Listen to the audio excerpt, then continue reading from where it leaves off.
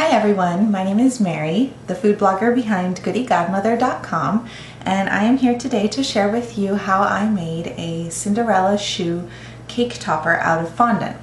I am still rather new to fondant modeling, so this is an on-the-job learning tutorial for me. Started with just regular fondant. This is the Wilton brand fondant. You can get it at any craft store, and I colored it blue using Americolor gel color in sky blue. It took me about 2 drops to get to this color. The cake, I was going for kind of a cartoon come to life look, so the blue was my way of mimicking glass, and then later we're going to brush this with some luster dust to give it some shine. But I found making the cake that the best way to get the look of the Cinderella shoe was not to roll out different pieces, cut it out with a stencil, and then put them together. It was actually to form the shoe out of one solid ball. So that's what we're going to do. That's what we're going to do today. And then we're going to let it dry and come back and finish. So I have this. It's probably about the size of my palm. And it's going to make about a 4-inch shoe. I didn't really measure it, I just kind of eyeballed what would look good for the cake. So I start by kind of rolling this into a tube and starting to create the separation for the back of the shoe. I made a little indent here and then slowly started pulling out the heel, which will perfect later. This is just to give me a general shape. And then you'll notice in the photos on the post, the shoe actually shows some cracks. It's not this shoe. This is a shoe I made after. That shoe was probably the 4th version of the Cinderella shoe, and it was made rather late, and then I made the mistake, which we're not going to do here, of throwing away my extra fondant. So I had nothing to patch, which was a bad idea. So you can see a very rough view of the shoe. So I'm just kind of perfecting the overall shape, trying to create a bit of a point down, and we're going to scoop out some of this fondant. We are not going to leave it like this, because we want a realistic looking shoe. Of course, if you feel so inclined and you'd prefer to leave the shoe filled, go for it. Just bear in mind that it's going to affect your drying time. Your drying time will be much longer just because you have a solid ball of fondant. You can also mix in some gum paste if you're looking for a faster drying time. So here's where I'm just gonna go in and dig out some fondant. It's not very graceful.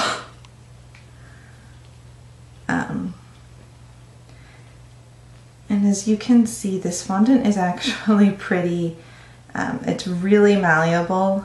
I found the Wilton fondant is a little better for sculpting than the satin ice fondant, which I actually really prefer for covering. You work with whatever you've got. Let's see. So now this is just a modeling tool. This is a big ball. I'm using this to make the point in the heel. There we go.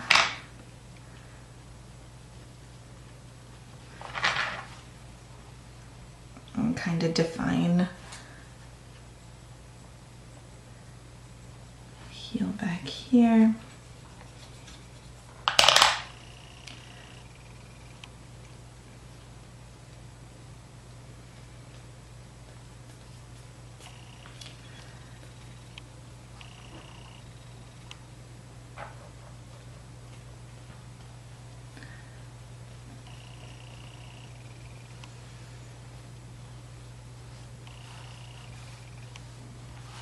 And then I'm just kind of smoothing out the general shape. As you can see, the heel's falling, but that's fine. We're going to actually we're actually going to set a support under the arch of the shoe when we set it to dry.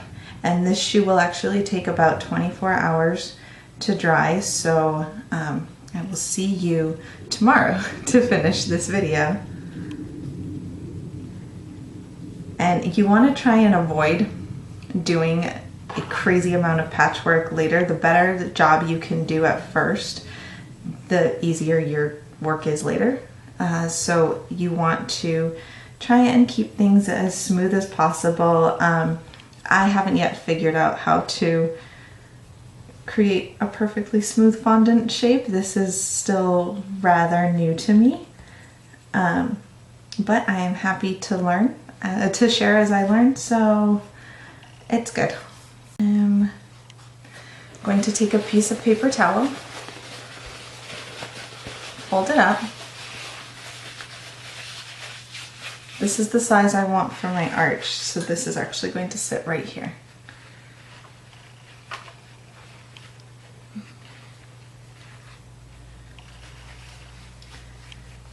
Shape my heel.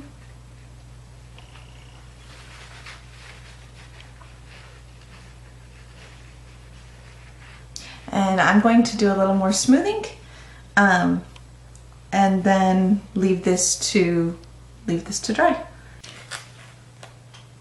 I just wanted to add one more quick note about the shoe drying. I noticed when I was walking away that my shoe was spreading a little bit. This time I'm working with a pure fondant shoe. Before I had a 3/4 fondant, 1/4 gum paste mix. And so the fondant was definitely spreading more than I was anticipating. So I decided to go ahead and add in some supports. We will be covering these holes. So it is totally okay to do that. To keep my heel from falling, I actually drove a toothpick straight through the heel, and then I added the support underneath, so it will dry in this shape. And then the front of the shoe was sliding out a little more than I wanted, so I went ahead and I put a toothpick to the front of the shoe as well. So as you can see, now the shoe is holding, its shape. And if I remove the support, we're getting a pretty nice looking, Cinderella shoe. So I'm going to replace my support and now leave it to dry. And this is good in case you have a small workspace like I do and you're going to need to move your fondant figurine away from prying cans and cook spaces. It's nice to have it secured to something else. This is actually my cake pop styrofoam that I keep around to dry my cake pops whenever I make them. So it's very inexpensive, very easy to find, again, at most craft stores. Good morning, darlings. So we are here again that we've now that we've allowed our shoe that we formed yesterday to dry a bit. We're going to go ahead and patch up the little cracks and holes and any unevenness. You can see I did not do this with the first shoe. This is the first shoe that I made and sat on the cake that is photographed in the blog post. I actually didn't even think about patching until afterwards, and I couldn't patch because I got rid of that little extra bit of fondant left over from forming this shoe. But this is the shoe. I think it came out pretty cute.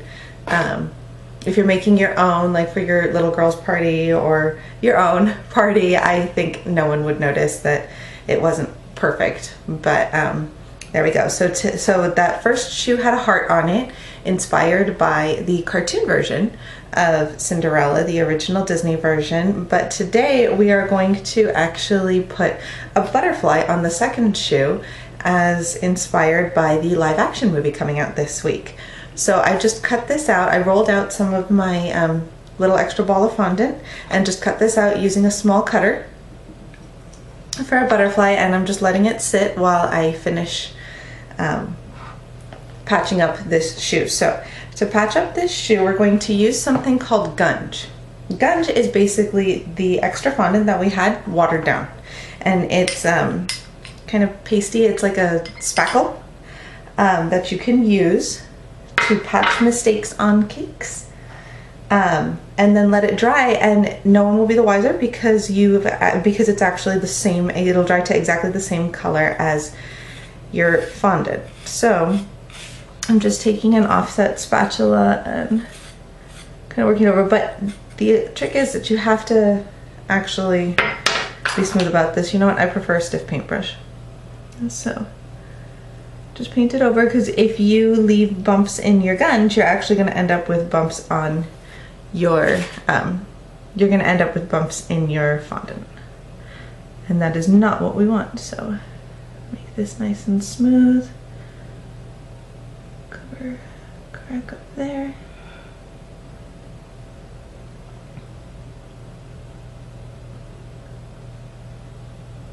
And now I'm just going to cover these cracks and then show you how to apply a little sparkle to the shoe topper. So now we're done patching up our shoe. As you can see, the gunge is still wet, but the shoe definitely has a nice smooth appearance, and I patched up the little holes from my support for drying. So I'm going to set this aside, let this dry a bit, so I can apply some luster dust, and then we're going to go ahead and apply a little disco dust to the shoe toppers. So disco dust is not edible.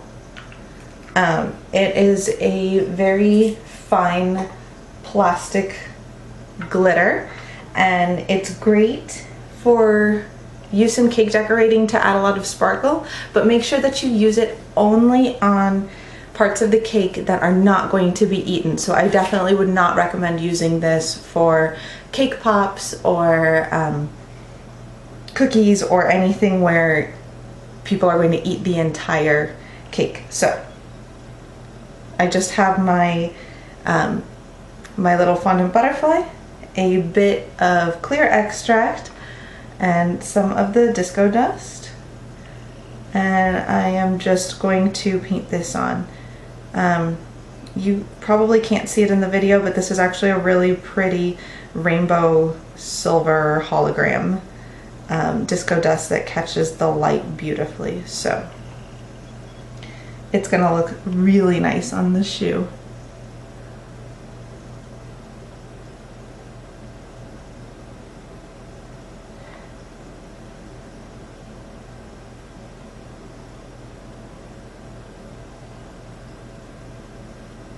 And I'm more dabbing than brushing just to make sure that I get a good coating. I don't really want much of the blue showing through.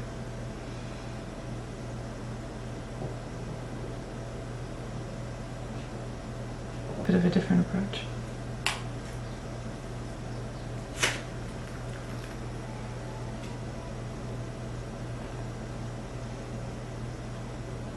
Faster. Alright, now we're going to let this dry, and then we'll be back to put the finishing touches on the shoe.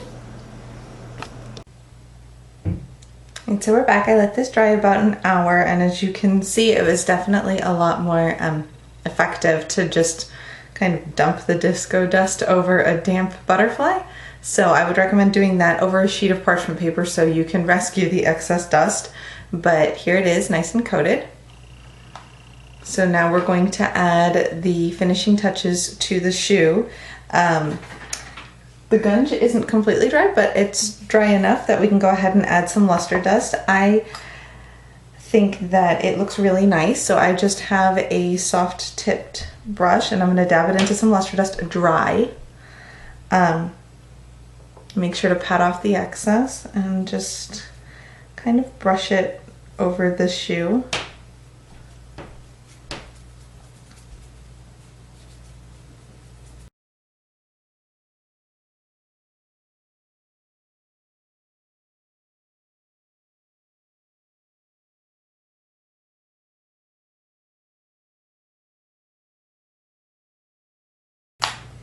So now I've brushed on the luster dust, and I'm just going to go ahead and attach my butterfly.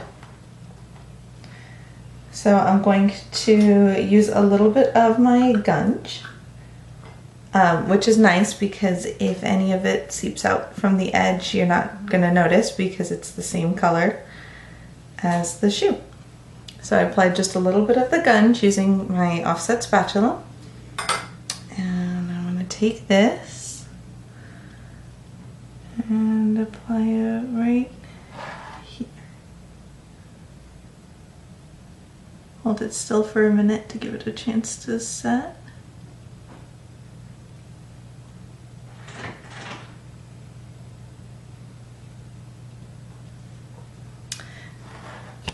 And there we go. One beautiful Cinderella shoe.